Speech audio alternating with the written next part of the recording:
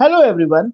आप लोगों ने तो हमेशा सुना होगा कि किसी भी बायोडायवर्सिटी को प्रोटेक्ट करने के लिए गवर्नमेंट एक अलग से एरिया को डिक्लेयर करती है। जैसे कि हमारे कंट्री में एग्जांपल आप देखोगे, national park, okay, wild life sanctuary, biosphere reserve और टाइगर रिजर्व या एलिफेंट रिजर्व। इनका मेन ऑब्जेक्टिव यही होता है कि किस तरह से उस बायोडायवर्सिटी को प्रोटेक्ट किया जाए। लेकिन रिसेंटली एक ऐसा न्यूज, ऐसा रिसर्च हुआ है जिसमें यह पता चला है कि जो बायोडायवर्सिटी है जिस प्रोटेक्टेड एरिया में रखा जा रहा है वो ज्यादा डिक्लाइन हो रहा है एज कंपेयर टू आउटसाइड। ये बिल्कुल एक शॉकिंग न्यूज है, क्योंकि गवर्नमेंट का जो कंजर्वेशन स्ट्रेटजी है उस पे कहीं ना कहीं एक सवाल उठ रहा है। इसी पे आज हम लोग बात करेंगे, why protected areas are seeing faster biodiversity decline in a protected area as compare to outside. Okay, और ये इंडियन एक्सप्रेस 26 अक्टूबर को पब्लिश हुआ है। बहुत ही इंटरेस्टिंग आर्टिकल है, इस पे हम लोग आज बात करते हैं। चलिए सबसे पहले बात करते हैं क्या ये जो पूरा रिसर्च है कि why more biodiversity decline in protected area, ये पूरा रिसर्च किसने किया है? तो national museum, okay, national history museum, okay, ये लंदन बेस्ड एक कह सकते हैं एक संस्था है जिसने ये स्टडी किया है कि बायोडाइवर्सिटी जो प्रोटेक्टेड एरिया में है उसमें ज्यादा डिक्लाइन हो रहे हैं as compare to outside. Okay, ना biodiversity is declining more quickly inside की protected areas than outside according to new study. मतलब कि आप देख सकते हैं national history museum London based है, इसने रिसर्च किया कि जो भी प्रोटेक्टेड एरिया, लाइक बात करें national park, wildlife century, biosphere reserve और टाइगर रिजर्व, इन सारे एरिया में जो बायोडाइवर्सिटी है वो ज्यादा डिक्लाइन हो रहे हैं as compare to outside area. Okay, so ये एक बहुत बड़ा सवाल उठा रहा है एक अबाउट द कंजर्वेशन प्रैक्टिस। हमारी गवर्नमेंट हर साल एक नई प्रोजेक्ट स्टार्ट करती है। जैसे कि अभी बात करें, प्रोजेक्ट चीता स्टार्ट हुआ, प्रोजेक्ट एशियाटिक लायन स्टार्ट हुआ, प्रोजेक्ट डॉल्फिन स्टार्ट हुआ।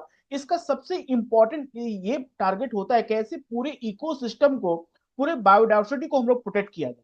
लेकिन क्या ये स्ट्रेटजी सही जगह पे जा रही है, इसके ऊपर सबसे बड़ा एक सवाल उठा and suggest that designating only a protected area is not helps to protect the entire ecosystem।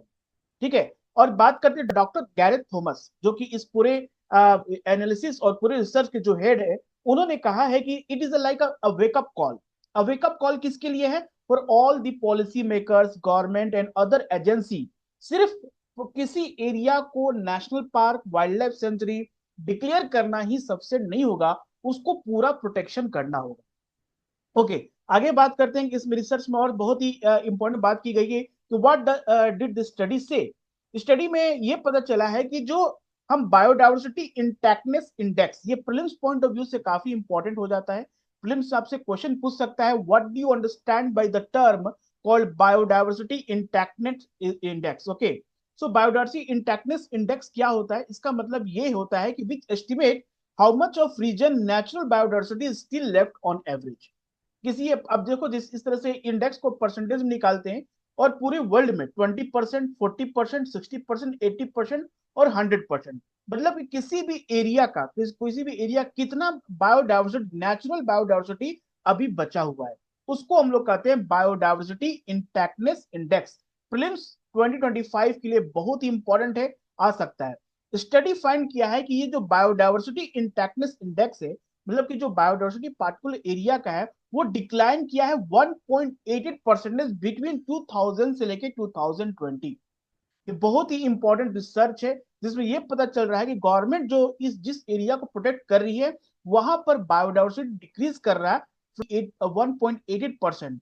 तो 2000 से लेके 2020 तक का जो स्टडी है उसमें ये पाया गया है।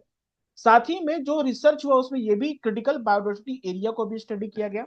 ये क्या बताता है? It is an ecosystem and area such as wetland that are crucial for biodiversity, 22% of which is protected. ऐसे क्रिटिकल बायोडाइवर्सिटी एरिया, मतलब ऐसे बायोडाइवर्सिटी, ऐसे जो इकोसिस्टम है, जैसे वेटलैंड हो गया, कोरल रीफ हो गया, मैंग्रोव वेजिटेशन हो गया, ये सारे क्या है? क्रिटिकल बायोडाइवर्सिटी एरियाज है जिनको प्रोटेक्ट करना है पूरे इन्वायरमेंट के लिए, और वो 22% ही प्रोटेक्टेड है। इसमें बताया गया है कि जो क्रिटिकल बायोडाइवर्सिटी एरिया है वहां पर जो बायोडाइवर्सिटी जो डिक्लाइन हो रहे हैं वो 1.99% हुए हैं बिटवीन 2000 से 2020, as compare to those area were protected, जो क्रिटिकली बायोडाइवर्सिटी एरिया है।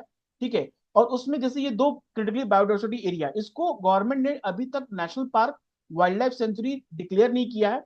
लेकिन इसको प्रोटेक्ट किया गया। यहाँ पर भी बायोडाइवर्सिटी देखने को मिल रहा है 1.99% डिक्रीज किया है फ्रॉम 2000 से लेकर 2020। और ये डिक्लाइन कितना किया, 2.1, sorry it is a 2.1 percentage point.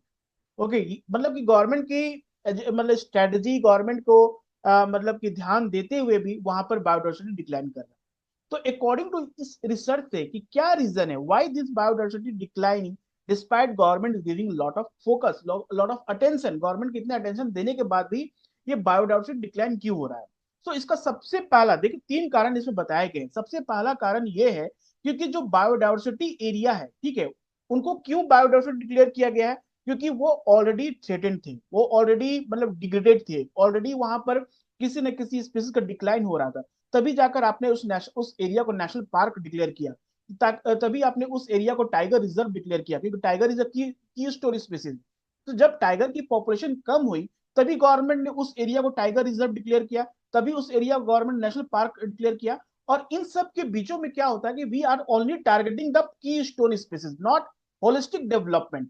पूरे इकोसिस्टम का डेवलपमेंट हो नहीं पा रहा, जिसका पहला ये कारण बताया जा रहा है कि वहां पर बायोडाइवर्सिटी डिक्लाइन हो रहा है। हम सिर्फ फोकस कि पर्टिकुलर स्पेसिस पे कर रहे हैं, we are not giving a entire focus on all species.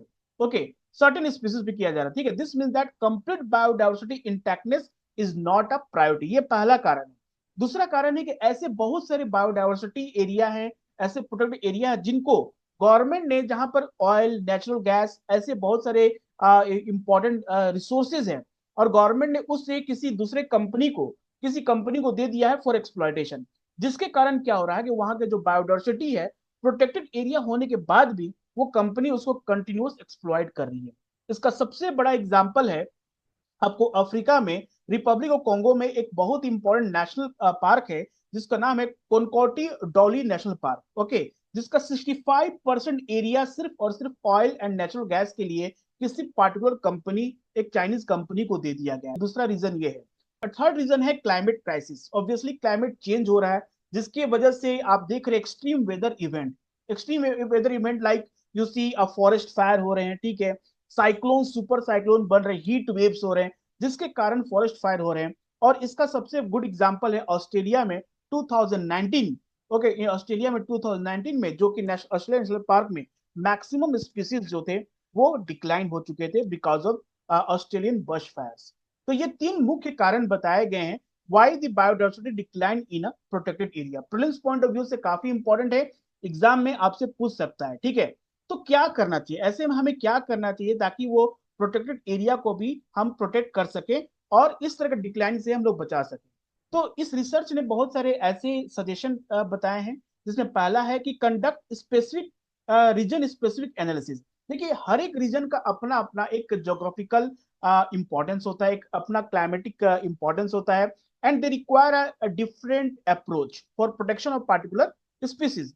तो रीजन स्पेसिफिक एनालिसिस करना बहुत ही जरूरी है, and to determine the specific region for landscape deterioration within the protected area.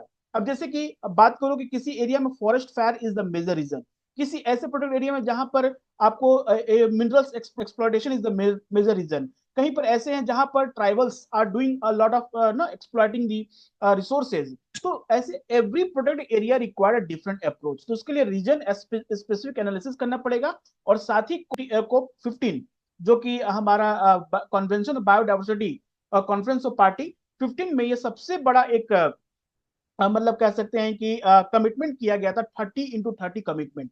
30x30 commitment कहता है कि 2030 आते आते 30% of the world's land should be protected, should be conserved, whether a land or water should be ocean or water should be conserved by 2030। तो आपसे पूछ देगा exam में, प्रीलिम्स में हो सकता है, पूछ सकता है कि which of the following is correct about the 30-30 commitment. Okay, so 30x30 commitment का सबसे बड़ा एक यही है कि एट बायोडाइवर्सिटी कोप 15 में यह फैसला लिया गया था, कमिटमेंट किया गया था कि by 2030 we will conserve 30% of the world's land and ocean under the conservation by 2030। It promote ecosystem level conservation activity along with species conservation effort। Okay, ecosystem को प्रमोट करना है, कंजर्वेशन करना, और species, every species required approach from the government. Okay, and strict enforcement of guideline regulating mining activities in protected area as well as eco sensitive zone. Eco sensitive zone बनाना होगा, government को strict law बनाना होगा कि जो protected area वहां पर किसी भी तरह का मिनरल एक्सप्लोरेशन, किसी भी तरह का industrial any type of activity should be a ban. Okay, and government should declare that area as a eco sensitive zone. तो ये सारे अप्रोच से हम लोग एक बायोडाइवर्सिटी डिक्लेयर एरिया, एक प्रोटेक्टेड एरिया को हम लोग वहां के बायोडाइवर्सिटी को कंजर्व कर सकते हैं और पूरे इकोसिस्टम को हम लोग बैलेंस बना सकते हैं. ओके, तो I hope this video help you to understand today's newspaper. बहुत छोटा सा न्यूज था लेकिन एग्जाम पॉइंट ऑफ व्यू से काफी इंपॉर्टेंट है. ठीक है, हमें और भी इस वीडियो बनाएंगे, इस पूरे न्यूज़पेपर को कवर करेंगे. तब तक ले you just subscribe this channel. Okay, thank you everyone.